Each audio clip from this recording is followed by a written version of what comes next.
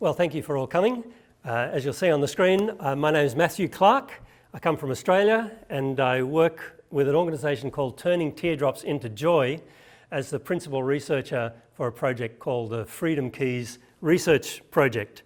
And my talk today is on this topic, incorporating perpetrators of human trafficking into a theory of change. Now, at the Asia Regional Anti-Trafficking Conference in 2022, I spoke about the importance of changing the behaviour of perpetrators, of traffickers. Now, that was an introduction to a much larger topic, and today I'm building on that by talking more specifically about theories of change in the context of anti-trafficking. I want to start talking about theories of change, and then I'll say a little bit about why it's so important to include perpetrators in a theory of change. I'm going to assume that people aren't deeply familiar with systems thinking and how that is incorporated into a theory of change. So I'll give a bit of a primer on systems thinking or systems theory. And then I want to build a preliminary systems theory model of the human trafficking system, and then draw attention to two key points within that model. One is how we disrupt the system of human trafficking through intervening at the point of consumers, and then doing the same with interventions that are directed at human traffickers. Now, I'll explain a little bit later what I mean by the term perpetrator, but it includes both people directly abusing, exploiting, and coercing others within the context of human trafficking, and perpetrators includes the consumers of goods and services that come from those abuses, exploitation, and coercion. So my approach of developing a theory of change starts with an understanding of the system of human trafficking that we're seeking to change. So what do I mean by a theory of change? I've drawn a definition here from the United Nations Development Group that says a theory of change is a method that explains how a given intervention or a set of interventions is expected to lead to specific developmental change, drawing on a causal analysis based on available evidence. That's a bit of a mouthful, but let me highlight a few things. First of all, a theory of change is a method. It's a way of doing something that gives an explanation. And that method might be described in a diagram or some text, and quite often by a mixture of both. It's a method of how we intervene to bring about some development change. So there's something we do and there's a hoped for outcome that leads to some change in the system. And next, it isn't just a description of what happens, but a theory of change seeks to give an explanation. It's a causal analysis. So there's an idea that what we do will cause something else to happen and eventually lead to the outcome that we're hoping for. So a theory of change describes the core elements of actions and outcomes. The last thing I want to draw attention to in the definition here is that this is a method which has an expected outcome, which means we're not 100% sure of it, and it's built based on available evidence. So a theory of change makes visible some assumptions behind your working model, why we do what we do. In a sense, a theory of change is a hypothesis about some connection between the inputs and the outputs in a complex system. It's a hypothesis about how a system will respond to some deliberate intervention. And like any good hypothesis, a theory of change can be tested. You try it, you look at the outcomes, you evaluate whether it had the effect that you wanted to, and you refine your theory based on the new evidence. I'll give a couple of examples. A very simple one from the organisation called Truckers Against Trafficking. You'll see that this is a simple diagram, but it's part of a 6-page theory of change document. And the details aren't terribly important, but over the left-hand side, you'll see the Truckers Against Trafficking start by training people. They're training truck drivers to report any suspicious incidents that they see. And the intent is that through a few causal steps, we'll be empowering survivors of human trafficking. Slightly more complex example comes from the International Organization for Migration. And in this one, you'll see that there's 5 different steps in a more complex environment. Again, a diagram with some supporting text. The details, I'm just trying to show you the overall flavour rather than focusing on the details. Here are 2 even more complicated ones. The one on the left is from the Global Fund to End Modern Slavery, and the one on the right is from the Global Fund for Children, which again is a part of a larger document, a 9-page document that describes their theory of change. And the type of diagram on your right there is often called a pathway of change. And a pathway of change flows from the bottom to the top, showing the inputs, the things that we're doing, the outputs of those actions, leading to outcomes, and finally to a higher level goal. This is quite similar to a simplified version of this called a log frame, a logical framework. And a log frame, or a pathway of change, and other similar approaches are often required by funders. Funding projects in this space, the funders want to know, well, what are you going to do and what do you think the outcome's going to be? And that's often described in this kind of table, which shows the activities of the project, what the outputs of that project will be, certain events, certain documents, certain actions, and then the intended result of the outputs, what that's going to achieve, and then how those work up towards the larger goal of ending slavery, for instance. These tend to be sequential, linear, and reasonably simple, and they arise from a deeper theory of change, which is often unstated. In fact, in 2020, I did a survey of all anti-trafficking organisations listed in the Global Modern Slavery Directory, of which there's a couple of thousand, and I asked them to complete an online survey about their strategic planning processes. And out of that, I got 147 responses from around the world, and 43% of the respondents had a documented theory of change of some form or other. That means that more than half the organisations working in the anti-trafficking space do not have any documented theory of change. Now, of the ones that do, 40% do not include any role for perpetrators. So another way of saying that, if we combine those 2 things, is that only 26% of anti-trafficking organisations have a documented theory of change that gives any role to perpetrators. Nevertheless, the survey showed that 57% of organisations do in fact engage directly with perpetrators in one way or another. So they engage with perpetrators, but they don't have any theory that helps them understand what it is that they're doing when they engage with those people. 27% deliberately attempt to address the motivations and the drivers of perpetrators, and a further 48% said they would like to do so, but they don't have the resources or the expertise to take any significant action. So there's a desire to take account of perpetrators, but insufficient will or resources to do so. Now let me say another couple of words about perpetrators. In the survey in 2020, I stated explicitly that the word perpetrators refers primarily to slaveholders and human traffickers, but that it also applies to any individual directly or indirectly benefiting from the enslavement of another person.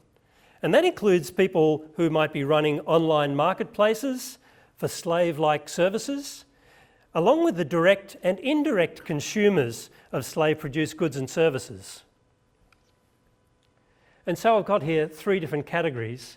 The slave holders who feel like they own someone. They're directly doing the abuse against a person. The marketeers, the traffickers are people who move from one place to another. They might be selling someone to the person who will do the abuse.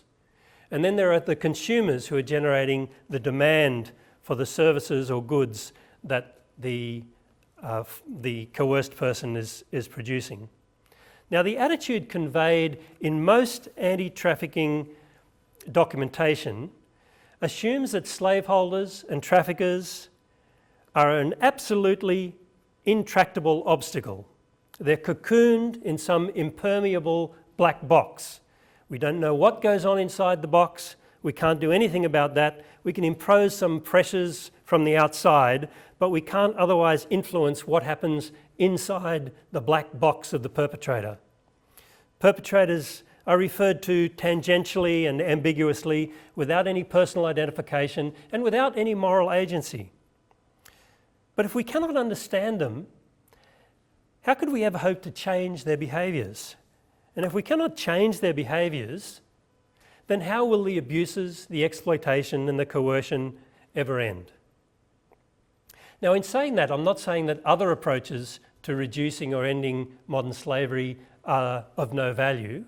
Rescuing victims, changing economic circumstances, increasing the auditing of supply chains, which we'll mention a bit more later, all have their role. But unless you change the behaviour of the perpetrators, the problem will persist. Now I'll step back a minute and talk a little bit about systems thinking. My own inclination is to mistrust tools like log frames when they aren't derived from some more complex and clearly stated theory of change. So I'm going to show how systems theory can be applied to capture that deeper level of what I mean by a theory of change. And to do that, I need to start by describing the main building blocks of systems thinking or systems theory. In this diagram by Donella Meadows, we'll see the role of stocks, flows, controls and feedback. So imagine, if you will, a population. There is, let's take the whole population of the world, 8 billion people. That is a stock. It is a number that you can count conceptually. That's a stock into which and out of which you can have flows. A flow is a movement that adds to or subtracts from a stock. In this case, people might be born and are added to the population. People might die, in which case they're removed from the population. Now, certain things can control the flows. For instance, a fertility rate will change the number of people being added to the population. If you increase the fertility rate, it's like turning the tap on, more people will be born.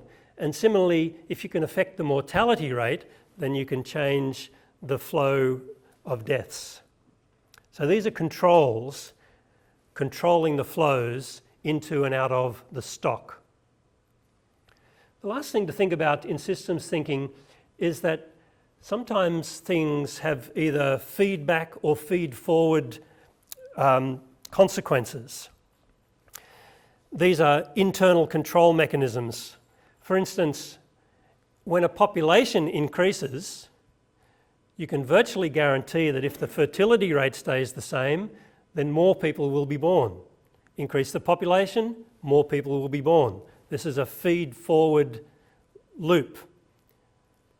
It's amplifying. It's a positive snowballing effect. But there is, of course, sometimes a delay here. You're not going to see the fertility rate kick in and give birth to new people immediately. People have to get to age 16 at least before they will start having children. So these two lines here in the diagram are a way of showing symbolically that there may be a delay in this reinforcing loop. The other type of loop that's of importance is a balancing or stabilizing loop. And so when people die, that of course reduces the population. And so when you have more people in the population, the number of people dying will also increase. Even if the mortality rate stays constant, the numbers will increase. But if the population decreases, then so will the number of deaths. Now, these simple components can be combined in very complex ways to capture the actors, the events, the interactions between the components in a very complex system. And I want to apply this type of thinking to the whole system of human trafficking. That hasn't been done extensively in this context.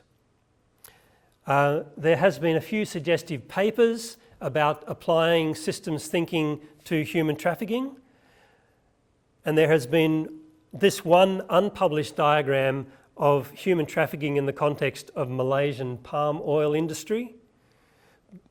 And you can see that fairly quickly this gets to be complex. But there's been no more deeper attempt to apply systems thinking to create a theory of change for the human trafficking system. An important observation about any system in general is that systems seek equilibrium, a stable point. And a system will self-adjust to maintain that equilibrium. So any system becomes resistant to change. And this is just like our body. If you think of our bodies as a system, where a virus attacks us, we do things to fend off the virus to restore a stable point of equilibrium. It's like you've got a bowl with a ball in it, and the ball will sit at the lowest point. That's its equilibrium. The two actors are the bowl and the ball. Gravity acts as the control mechanism, and the ball comes to rest. Now we could disrupt the system by jiggling the bowl around, and the ball will be jogged out of the equilibrium position. But if we stop intervening, the system will return to the same equilibrium. The ball will fall back and settle at the same point it was before. To keep the system out of that equilibrium, we have to keep applying some external influence. Once you understand the normal flow of interactions between actors in a system, then you can start thinking how the system might react to external imposed changes. Where are the possible intervention points? Where in the system can you prod or bring a change from outside? And if you did that, what might be the impact of that intervention? We can hypothesize feed-forward and feedback processes that stem from the interventions that we impose. But it also still takes external effort to jog a system out of its equilibrium. And if we stop that, then the system will tend to move back to an equilibrium position. So we can ask the question, of all the possible intervention points in a complex system, which interventions are most likely to lead to the outcome that we would prefer? Hoping that you can see how that could be applied in human trafficking. In a complex system of actors, how do we intervene in a way that we can at least predict that the outcome will be a reduction in the prevalence of people's abuse, exploitation and coercion? Then, of course, we can try it and see whether the intervention that we planned really did have the effect that we anticipated or not. So like every model, this is theoretical, it's hypothetical, and so it needs to be tested. One thing that you could do, of course, if you wanted to move this ball out of its equilibrium position, if you thought that resting at the bottom of the bowl was somehow an undesirable outcome, you could keep jiggling it. You could chock it on one side so that the ball rests on another part of the bowl, but you could also do something more drastic, like change the shape of the bowl. If the bowl had two dents in it, and you jiggled the bowl hard enough, you might be able to jog the ball out of the equilibrium point that you didn't want and launch it somehow into a different equilibrium point, which is more preferable. And having done that, you might be able to stop the external intervention because it has settled in a new intervention point. That would be the preferred outcome of our interventions. So we don't have to continually intervene. We've changed the structure of the system so that it now rests in a productive, positive equilibrium point. How to do that, of course, is not immediately obvious. For a slight change of pace, I like this little cartoon. We've got a couple of, I don't know if they're ants or aliens. They're working on a theory of change on the board, which looks fairly complicated. Lots of things happen. This causes this, causes this, causes this, and then over on the right. And then a miracle occurs, and we get the outcome that we desired. Unfortunately, a lot of theory of changes are like this. We get some funding by putting forward a log frame because we want to do something, and we hope that the output comes, but exactly how what we do produces that outcome relies sometimes on a little bit of mystery and miracle. And the instructor is saying, well, that's good work, but I think we might need just a little more detail right here. That will still be the case at the end of my discussion tonight. And you'll see why that is in a minute. So I want to produce a preliminary model now of what I consider to be the core of the human trafficking system. Understanding human trafficking as a system starts by noting the roles of three main types of actors and the interactions between them. Those three actors are the victims or survivors, the traffickers, and the consumers. And at the centre of the relationship in this triad are abuses, exploitation, and coercion that constitute the crime of human trafficking. Now, there's been debate about the accuracy of and the helpfulness of labels such as human trafficking and modern slavery, and I don't like either of them terribly much, and instead I prefer to highlight the destructive behaviours of abuse, exploitation, and coercion rather than those umbrella terms, modern slavery or human trafficking. The term trafficker itself is an umbrella term that includes multiple actors, and that needs to be broken down into various types. I've included here the recruiters, the people who somehow trick people into a fake job opportunity, for instance. And there are transporters, the people properly called traffickers, who are moving people from one place to another so that they can be abused, exploited, and coerced. There are marketers who are buying and selling humans and human services. And consumers as well can be thought of as having some variety to them, because there are people who knowingly purchase goods and services from someone that is being abused. This is the case, for instance, in people who are buying illicit sex that is forced on minors. But there are people who buy goods that are several stages removed down the supply chain and may not be fully aware of where the goods came from and who might have been exploited along the way. But even then, the indirect consumers unknowingly are perpetuating the abuse, the exploitation, and the coercion of the people who are producing those goods and services.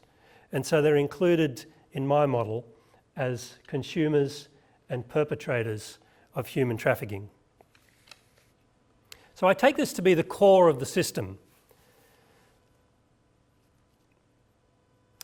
If this is the core, before we get to the broader ecology around this triad, there are three primary intervention options. The first is to somehow remove the victims or the survivors from the system, or perhaps to change their role within the system. The second is to remove the consumers or change their role within the system. And the third is to remove the traffickers or to change their role within the system. And I'll say more about those later. And of course, the system is far more complex than this, but they're the three main choices of how we can intervene in the system to bring about the outcome that we want, which is less people being abused, exploited, or coerced. Now, the broader ecology includes a variety of actors and behaviours that support or enable or encourage the system. So poverty enables this whole system because poverty creates a group of people who are vulnerable to being exploited. And as we'll talk about a bit later, it also creates a group of people who are vulnerable to becoming exploiters. Lack of education, lack of employment, The global capitalist system that runs on greed necessitates someone being taken advantage of in order to produce goods that are a low enough price to compete against other goods in the marketplace. Consumerism, the sexualization of youth and girls, various cultural factors, corruption, organised crime. These are all factors that enable human trafficking as a system to continue. There are also, of course, elements that challenge human trafficking, that seek to reduce the abuse, exploitation and coercion. There are political and legal contributions that seek to reduce the problems. There are thousands of anti-trafficking workers and researchers. There's the rule of law, various religious and government institutions. And in particular, on the right-hand side here, I show an important structure that starts with the UN's protocols from 2020, which established 4 pillars for global work against human trafficking, being preventing people being abused, protecting people who could be abused, prosecuting the perpetrators, and working in partnership with all the other organisations around the world that have the same goal. Now, for 20 years we've been working under that framework. The UN has required all its signatory countries to establish and enforce laws that make the behaviours of human trafficking illegal.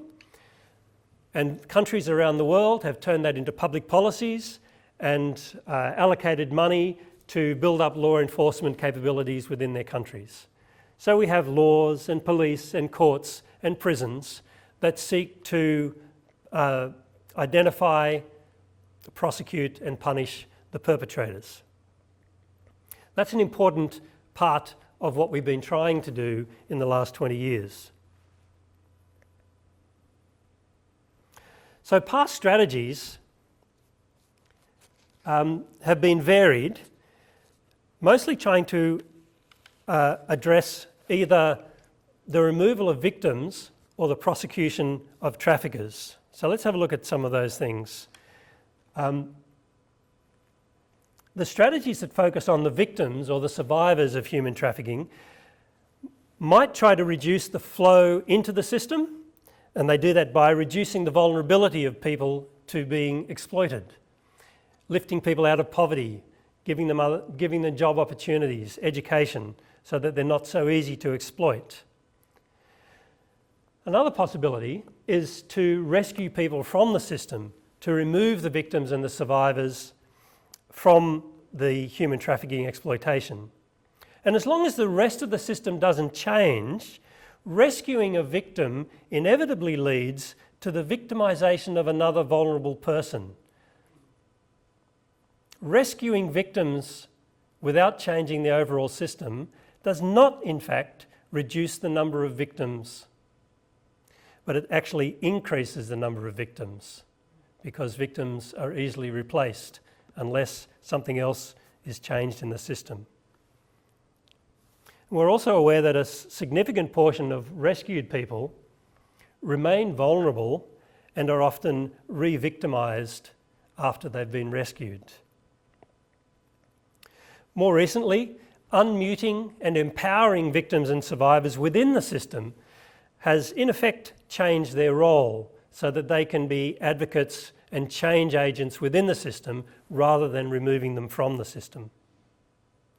Now, other strategies seek to reduce demand via supply chain integrity, for instance, and so they work on the consumer side, regulating the link between indirect and direct consumers.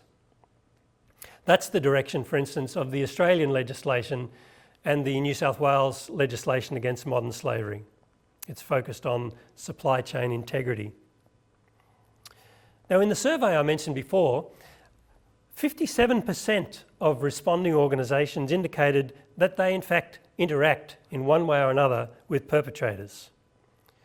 When I asked what form that interaction took, the vast majority indicated that it was about assisting with the processes of police investigation, arrest and prosecution. And so I can add an arrow over here that shows that an important strategy is trying to take traffickers out of the system by pushing them through the legal process and into jail.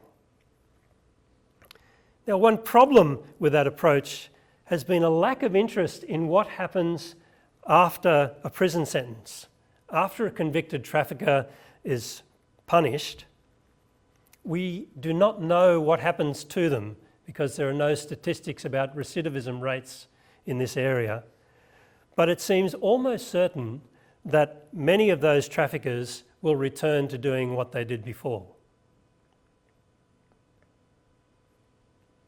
Other strategies in the last 20 years have been trying to mobilise governments, mobilise businesses, mobilise the general public to enable all of these other things: the rescue of victims, the integrity of supply chains, the prosecution of traffickers. But I need to ask an important question, and that is, really, who are the targets of the anti-trafficking movement? The targets are not actually governments or civil society or policymakers or law enforcement. The targets of the anti-trafficking movement are not actually victims. And it's not to raise awareness in the general public. The targets of any social movement are the people whose behaviour the movement seeks to change. In the case of the anti-trafficking movement, that is surely the traffickers and the consumers. They're the people in the system whose behaviours we wish to challenge and change so that the problem goes away. The other acts that are in that previous diagram, the other components and strategies, are all there to support and enable the change of behaviour of the people who are perpetrating the abuse, exploitation and coercion that constitute human trafficking. So it's then useful to pay a bit of attention to the interactional dynamics between the anti-trafficking movement and perpetrators.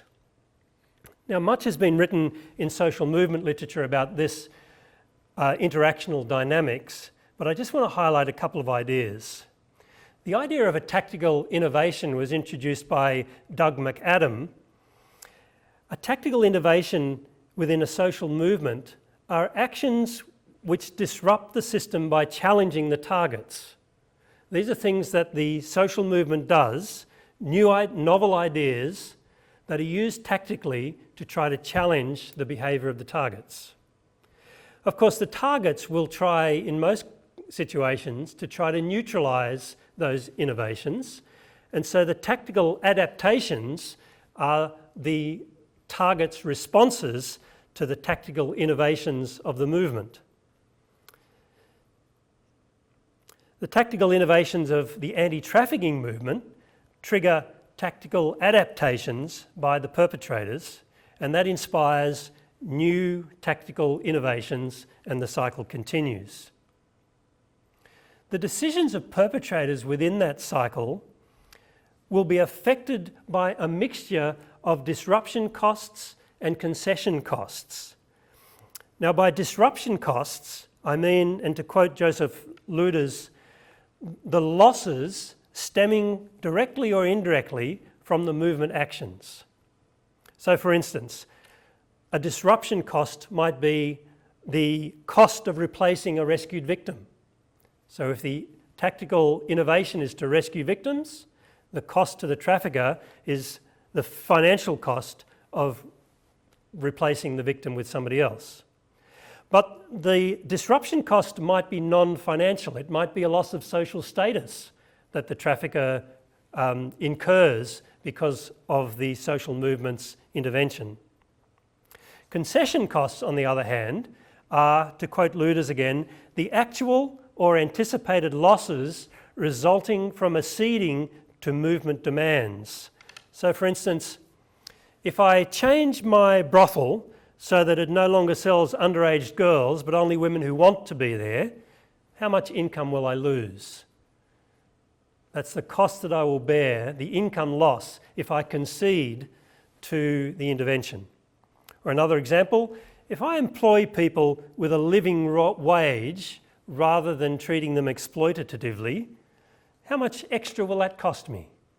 And how many of my supply contracts might be lost because my prices become higher than my competitors if I pay my workers fairly? Now, perpetrators will not always act rationally, as none of us do, but nevertheless their perceptions of the costs and the gains, the risks and the benefits will influence their decisions. That includes the financial, but also their own fears and hopes, their social standing. So the outcomes will depend on whether perpetrators perceive the challenges to their behaviour as threats or opportunities. And to quote Austin Choi Fitzpatrick in his wonderful book, What Slaveholders Think, whether the tactical interaction represents a threat or an opportunity, and whether there are sufficient resources available to act on that interpretation, is what will direct the perpetrator's decisions. So are there ways of intervening with our tactical innovations in ways that the target actors, the perpetrators, might see opens a new opportunity for them, which is better than what they're doing, rather than seeing it as a threat financially or in terms of social status or other things? Now, back to our preliminary systems model. I said that there are three primary intervention options addressing either the victims and survivors, or the traffickers, or the consumers. And we've spoken briefly about the first, but the main thrust of the Freedom Keys research project, and what I'm trying to get across tonight, is that more thought needs to be given to the second and third options. So let's have a look at the second option, which is how do we remove consumers from the system? And then I'll look at the third option of how do we remove the traffickers from the system. So, strategy number 2. What sort of interventions could we expect would reduce demand? Because if there were no demand, there would be nothing that was motivating the abuse, exploitation and coercion. One of the ways, which I've mentioned before, is supply chain integrity. In the Commonwealth laws of Australia, large organisations need to produce an annual report showing that they have audited their own employee practices and to assure the government that no one within their organisation is being unfairly forced in the workplace. They are also expected to do the same sort of auditing task on their suppliers. So the idea is that over some years this will ripple out. The largest organisations ensuring that within their organisation no one is in a situation of human trafficking, and they push down on their suppliers and say, we will not renew your contract unless you can assure us that no one is being exploited within your organisation. And of course the suppliers will then have to ask their suppliers and ask their suppliers and their suppliers, and over multiple cycles of this, the ripple out effect acts as a control through supply chain auditing. Another approach to this same type of idea is trade restrictions across international borders. So that's another tool for reducing global demand. But how else could we prevent people from becoming consumers of slave-produced goods and services? Is there some way that we can prevent people from becoming consumers, or if they have become consumers, to rethink and not to continue that pattern? In this context, public awareness is an important process. Are people actually aware that the purchases they make depend on exploited labour? How could we get that information to those people at the right time and in the right format so that we can redirect their decision making? An example is the chocolate scorecard produced by the Australian group Be Slavery Free. Once a year, around Easter time, Be Slavery Free produces a scorecard of all of the chocolate manufacturers, indicating how much they take into account the exploitation of workers in the supply chain. And brands that get a low score are ones that don't seem to be at all interested in whether the chocolate that you're buying comes from exploited workers. That's a way of helping consumers be aware and changing their choices based on an analysis of worker exploitation. Another example might be about people's habits of sex buying. Are sex buyers aware that their so-called service providers might have been coerced? We need to get past the buyer's rationalizations like, well, they looked happy, or if I didn't do it, someone else would, or if I didn't pay them, they'd have no income at all. These internal rationalizations might blind people to the reality, and we need to call attention to those unjustified rationalizations. But are the people who pay for the direct live streamed abuse of children aware of the long-term damage that will cause to the children? And given that illicit sexual behaviours take years of self-grooming and hundreds of incremental steps, how could we influence those people at a time and in a format that might redirect their decisions early on, before they get to that extreme point of directing the abuse of young children across the internet? It might be that sex buyers need to be confronted at the point of sale. And so confronting so-called Johns on the street in brothel red light areas is a useful strategy for calling attention to the real impact of what the sex buyers are doing and helping to overcome their self-rationalizations. Legal threats might be another way. Criminalising the act of buying sex might be able to reduce the demand in this context. Interventions that attempt to change social and cultural attitudes, like attitudes towards forced marriage within certain cultures. These can produce peer pressure that changes individual consumer behaviour.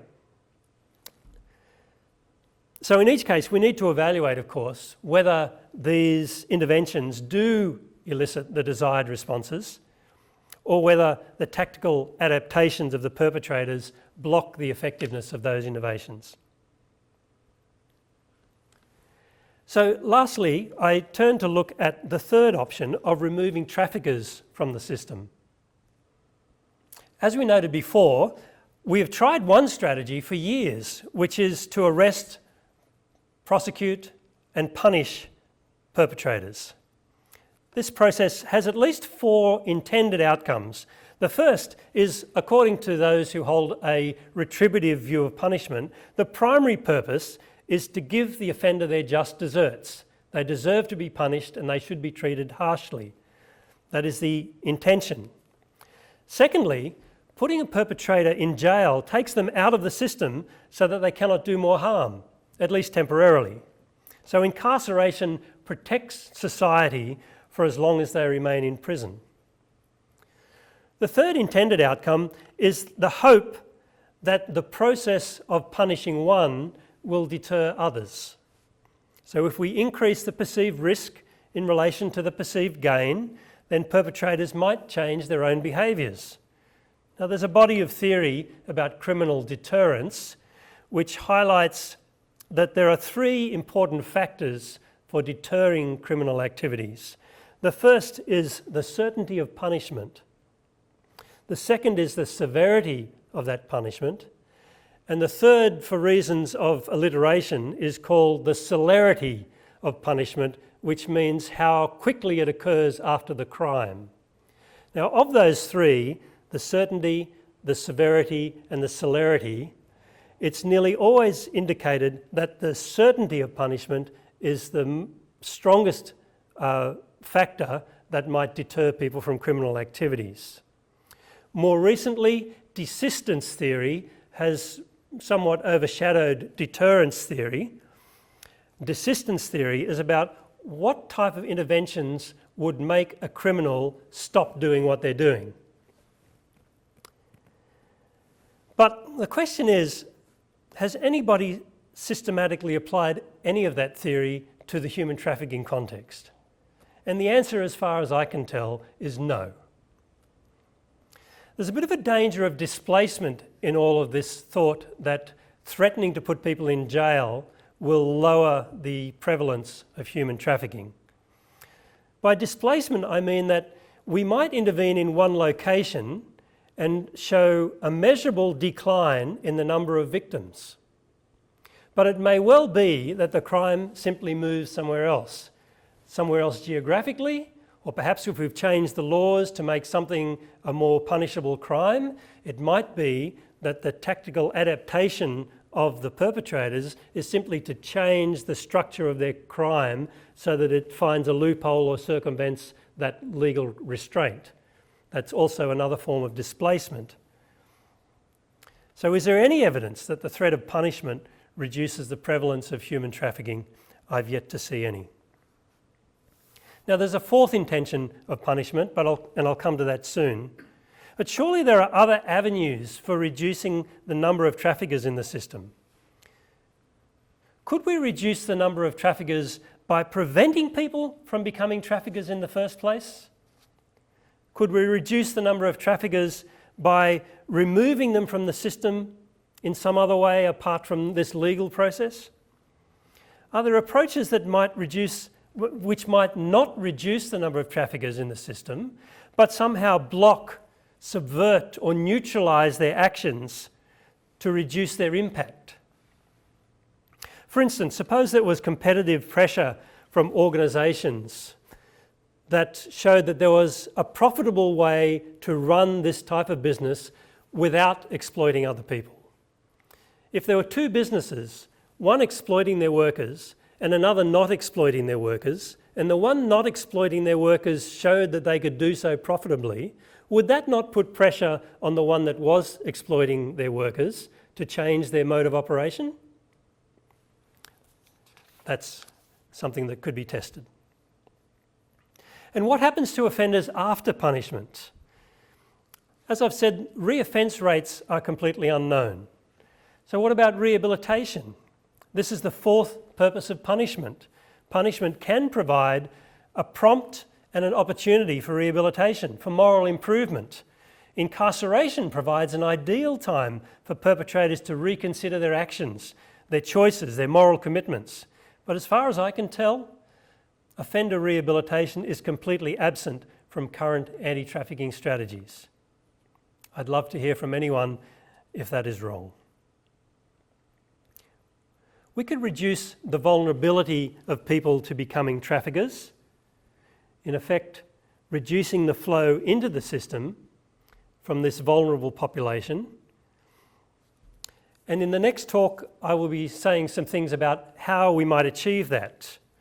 What are the internal personality characteristics or other psychological factors that make a person more likely to engage in abuse, exploitation, or coercion? And what are the external socioeconomic factors that make a person more likely to engage in abuse, exploitation, and coercion?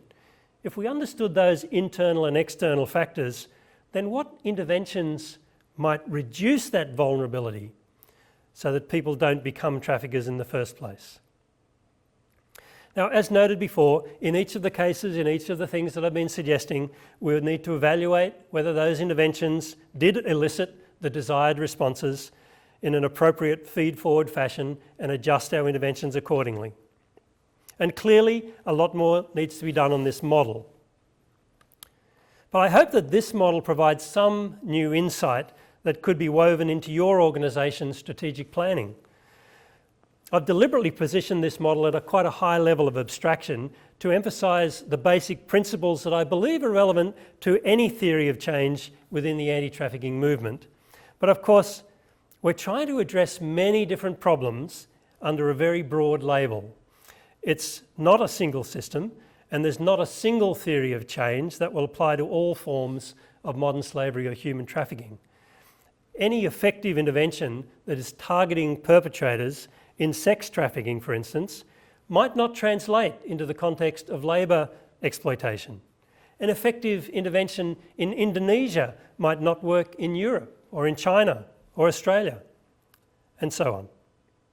And so consequently, extending this model from the abstract to the specific will require context-dependent information. So in your context, what are the internal motivations and external drivers that lead to people becoming perpetrators? In your context, how direct is the relationship between victims and consumers, between traffickers and consumers? And within your context, is there a well-defined group of convicted offenders who you could interview and possibly design a rehabilitation program for? Well, I'd be pleased to work with you on any of those sorts of questions so that we can develop together a more specific theory of change that's relevant to your own program design. So if you'd like to stay in touch with our work, please email me or visit our website, and you can stay updated about the work that we're doing in this space. Thank you.